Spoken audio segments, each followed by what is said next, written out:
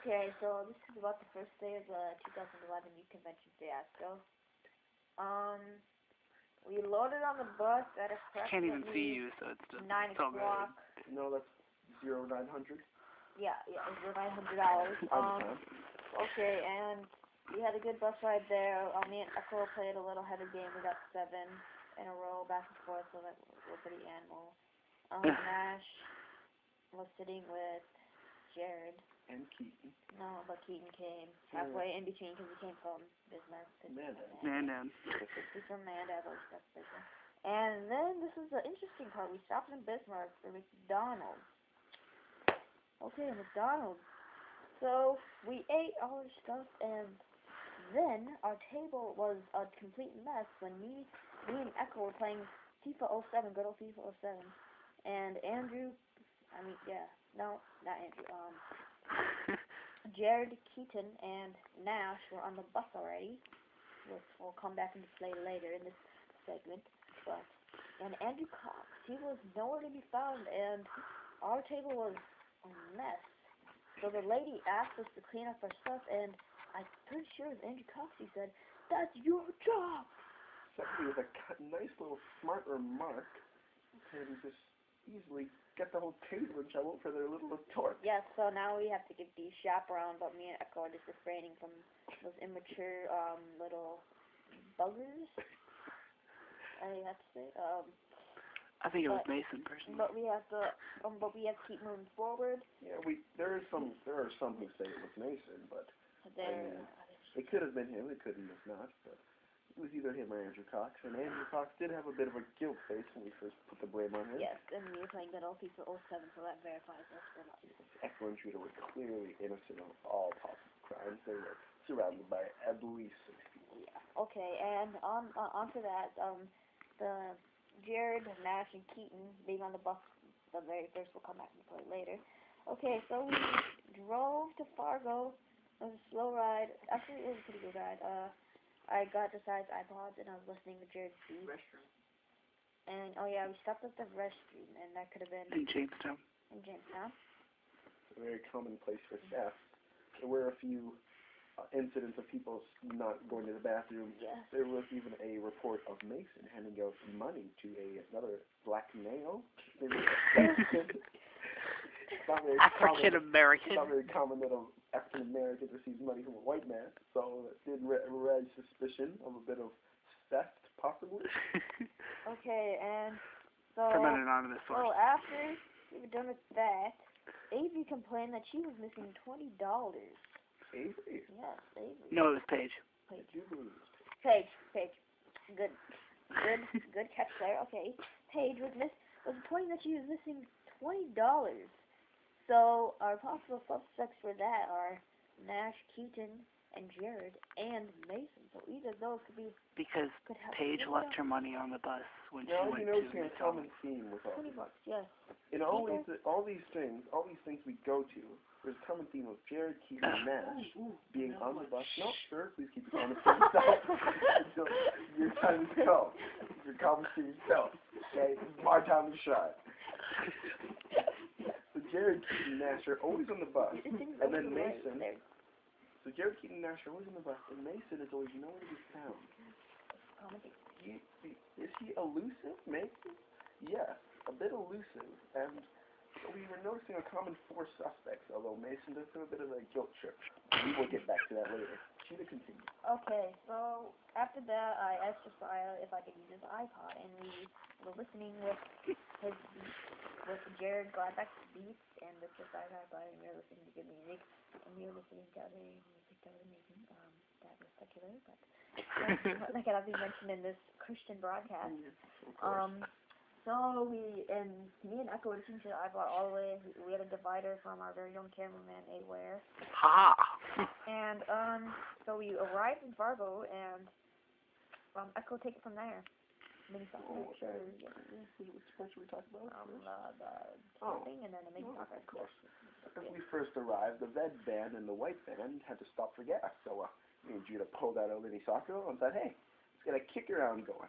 So we did. We got a few touches on the ball. We did a very productive session. Yes, we did. Eventually, the non-athletes started kicking in, and soccer became of town, really.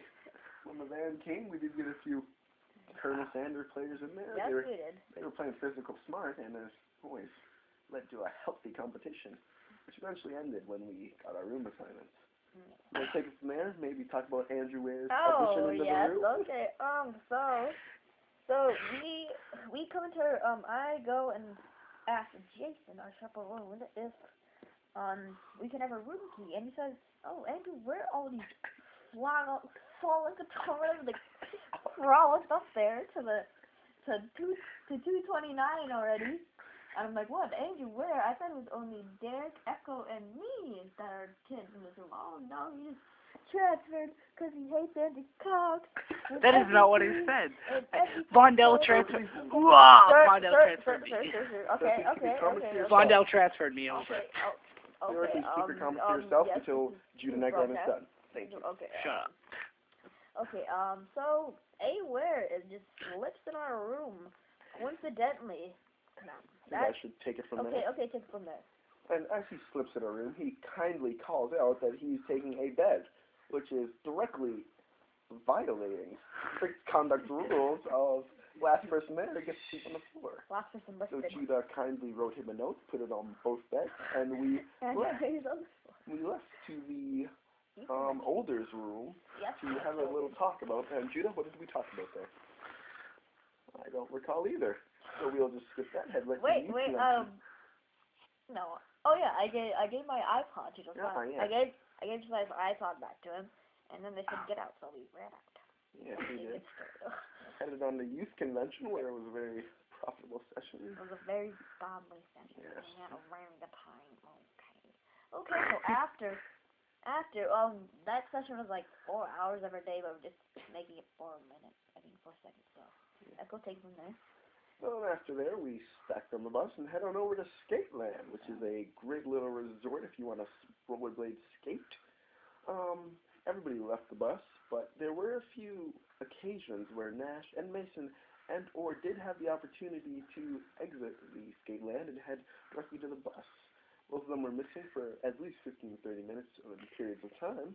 Everybody else has verified places of where they were, and that's all I have for you. Judah? Okay, and when Nash and Mason showed up, we were putting our hands out and trying to grab them to make them fall over. We were doing a bit of a nuisance, and we were running on. Yes, that is verifiable. We were just doing that for a while. I went up with Nash and Jared, and I got a Gatorade, and that was very thirst quenching. I'll tell you what, something you didn't know, if you take an icy, you drink all the blue stuff out and you put a Gatorade in there, it tastes the exact same. I know. Really? Yes, that's a good little fact. Yeah. And you can go to our channel, Food Channel 141, Tuesdays 1 to 3. Thank you. Okay, now I can go. Okay. So, after Skateland, we were kindly escorted back to the bus, which was parked right outside. That was when we noticed that Avery was missing 120 big ones. Dollars. Look right at the camera. And Paige had also lost an iPod in addition to her 20 bucks that were already missing. So that's about 60 bucks. Now, me, Echo, I call myself, that's my name, and Judah, and a few of the other boys were the first ones on the bus. Yes. So we know nobody could have taken the money before, because everybody left the bus at the same time, or after, because me and Judah were the first ones on. That is, of course, assuming that me and Judah aren't the thieves, which is quite obvious. We are not. Okay, I'll take them here.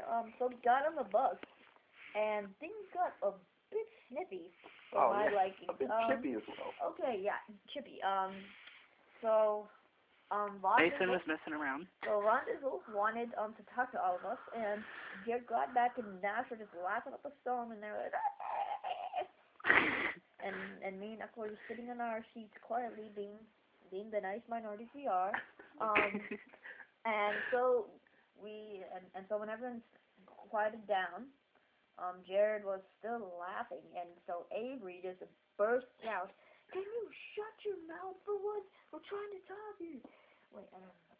She said she was trying to be serious. Yeah. Try to be serious for once in your And life. she did ask a question that said, "Can you be serious about anything?" Yeah.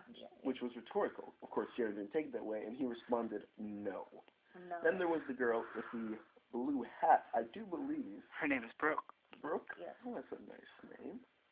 No. Anyway, she completely obliterated Jared and told him that he should shut his big fat mouth.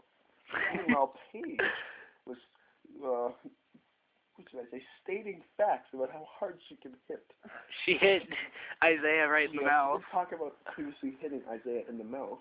And she did tell Jared to inquire of Isaiah of how hard she could hit, which was, I think, a direct reference to future events coming soon.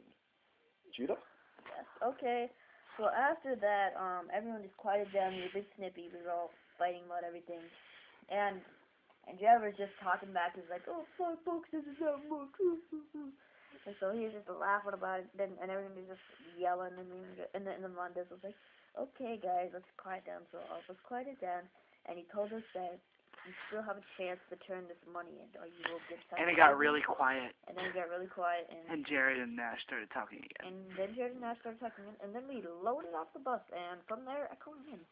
So as we headed on in, we thought, well, we'll do a bit of investigating, see what the money did. So we did enter the Older's rooms, where we kind of narrowed down the suspects, really, to Mason. He did have a bit of a silence when Rondell was talking about the money, and so we thought, okay, yeah, we'll just do a little raid of his room, see how things go. Yep. Of course, we didn't inquire a search warrant. Judah, take it from there. Okay, so without a search warrant, we barged into room 225, and we looked through Darius's wallet. Echo Anna did. Yeah, it was clean. fairly empty. It was the black man did have a solid story, so I did believe him. Yeah, he was clean. And Ozzy yelled, so I was talking to him, interrogating him.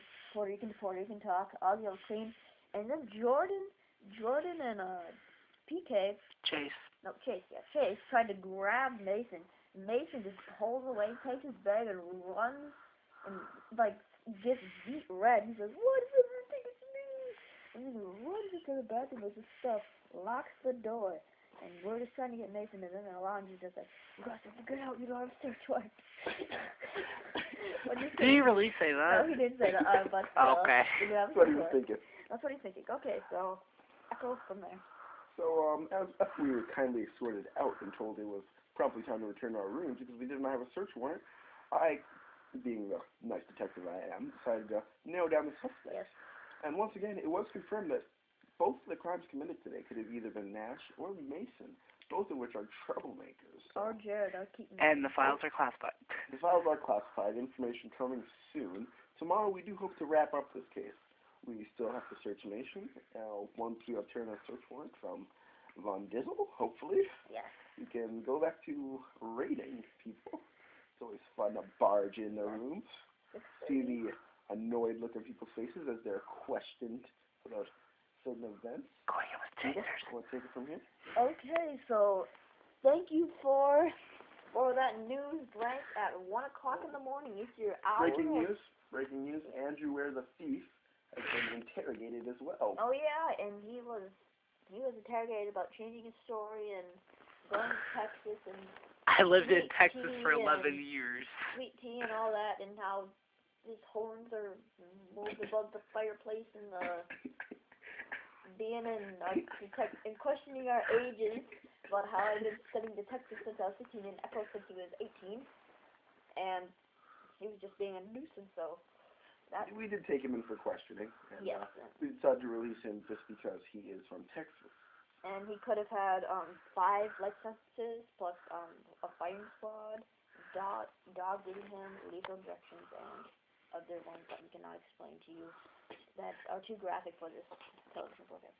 So please tune in next, or should I say tomorrow, as we talk about the new events of what's it called? Youth Convention 2011 Fiasco. Yes. Tune in tomorrow. This has been the news at 1 o'clock in the morning. Thank you.